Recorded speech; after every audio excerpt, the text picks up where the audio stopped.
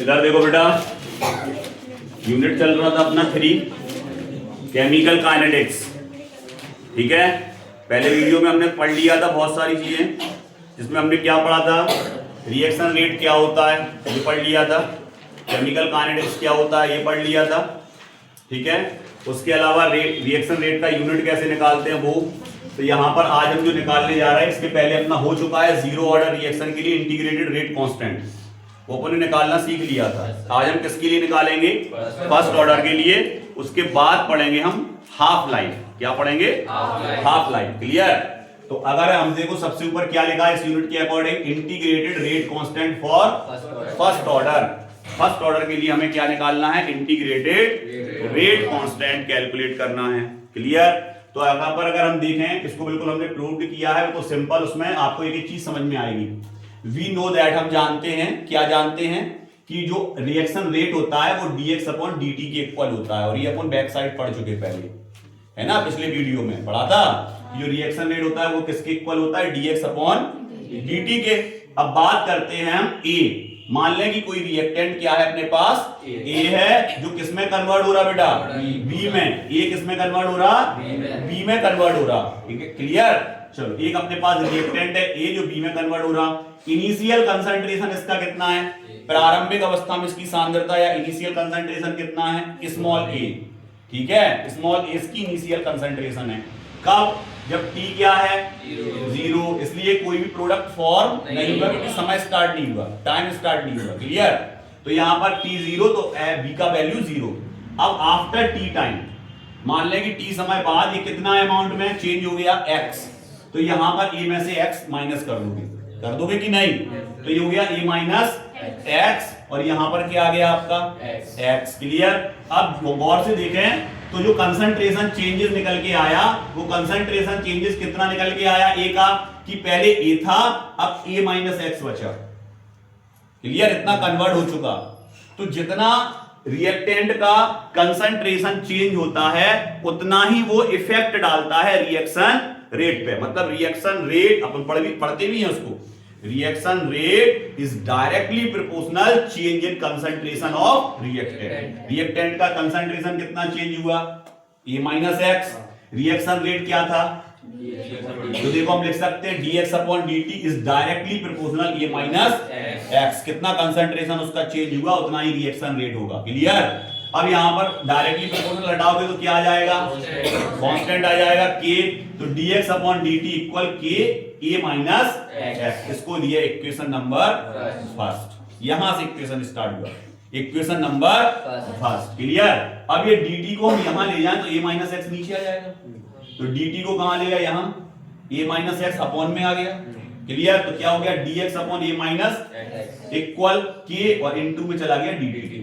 इसको दे दिया equation number, सो रहे जग जाओ, सेकंड। क्या दे दिया इसको, इक्वेशन नंबर सेकंड। अब यहाँ इक्वेशन नंबर सेकंड है, इसका क्या करना है, हमें इंटीग्रेशन करना है। तो इंटीग्रेशन के सिंबल आ जाएंगे, तो इंटीग्रेशन कर दिया दोनों का, कर दिया। इंटीग्रेशन और डिफरेंशिएशन कैंसिल हो जाएंगे, तो इंटीग्रेशन से देखो d गया, इंटीग्रेशन से d गया, d for differentiation. Clear, cancel. क्या बचा अपने पास, केवल x बचा और a माइनस x बचा। क्लियर। और यहाँ पर क्या बचा, केवल kt। अब यहाँ देखो 1 अपॉन x इक्वल होता है log x। बिल्कुल क्लियर। 1 अपॉन x इक्वल क्या होता है, log x। तो 1 upon a minus x equal होगा log a minus x। Clear, clear. अब चूंकि यहाँ x का वैल्यू काहे में बेटा, माइनस में है, तो यहाँ log के आगे माइनस लग जाएगा।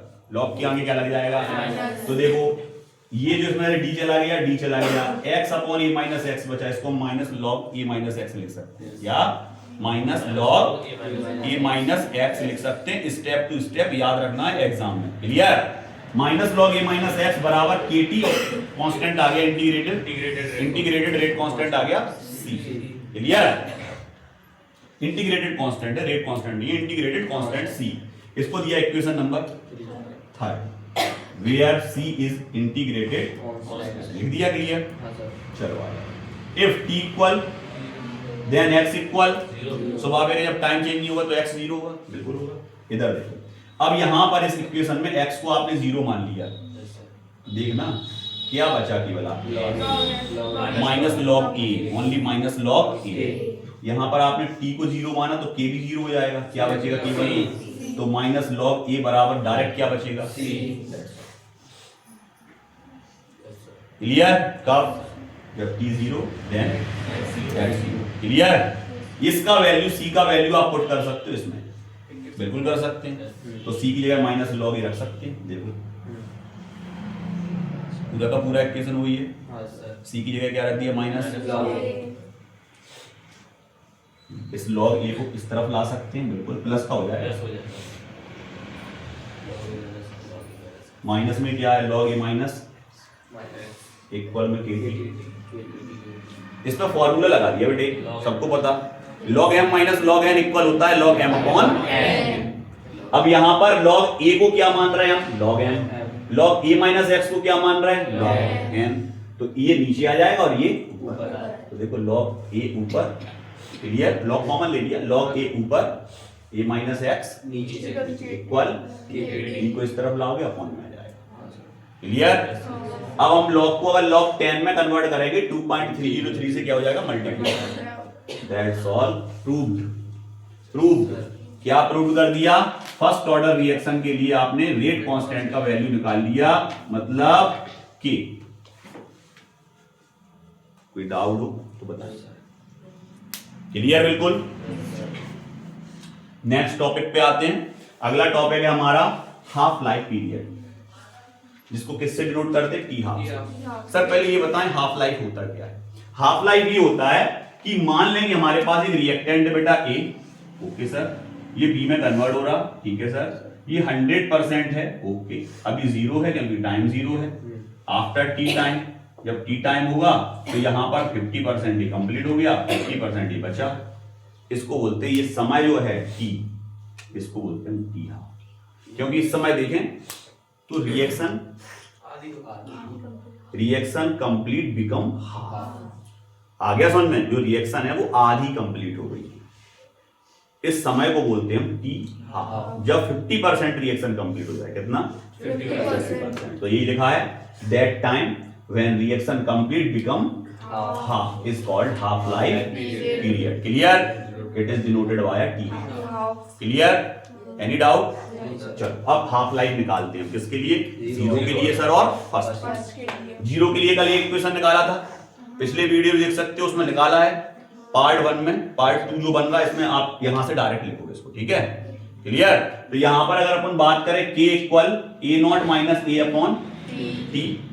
अब यहां पर t को यहां ले जाओ क्योंकि हमें हाफ लाइफ निकालना है। हाफ लाइफ मतलब हमें टाइम निकालना है, तो t को ऊपर ले जाओ, तो t को यहां ले गए, k को नीचे लाए, t इक्वल क्या हो गया ए नॉट माइनस ए अपॉन के।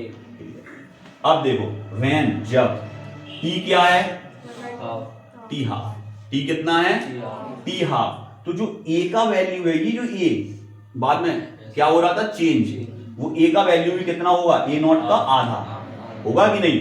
तो a का वैल्यू है हाफ a नॉट, a का आधा हाफ a नॉट। तो इस a की जगह पे हम हाफ a नॉट रख सकते हैं, बिल्कुल रख सकते हैं। तो यदि आप a नॉट में से हाफ a नॉट माइनस करोगे तो हाफ a नॉट ही बचेगा। जैसे एक में से 1/2 माइनस करोगे तो 1/2 ही बचेगा, बचेगा कि नहीं? तो ऐसे ही a नॉट हाफ आपने इसमें से माइनस किया तो देखो a नॉट तो a नॉट ही रहेगा, लेकिन इसमें से देखो हमने क्या कर दिया, हाफ a नॉट को माइनस कर दिया, तो हाफ a नॉट ही बचा। देखो हाफ a नॉट बचा, कि जहां था वही है नीचे। क्लियर? अब एक का इसमें मल्टीप्लिकेशन होगा a नॉट में, तो एक a नॉट ही आ जाएगा, a नॉट इक्वल कोई डाउट? आगे अच्छे समझ में निकाल सकते हो जब भी हाफ लाइफ आएगा। सबसे छोटा है, देखो कितना था बस, ये हाफ लाइफ है 0 ऑर्डर। तो सर पूछता कैसे है? पूछता ऐसे है, सबसे पहले पूछेगा what is the 0 order reaction, define करो उसको। 0 ऑर्डर रिएक्शन क्या होता है? आ गया समझ में? क्लियर? तो 0 ऑर्डर रिएक्शन की डेफिनेशन क्या होगी? 0 ऑर्डर रिएक्शन की डेफिनेशन क्या होगी?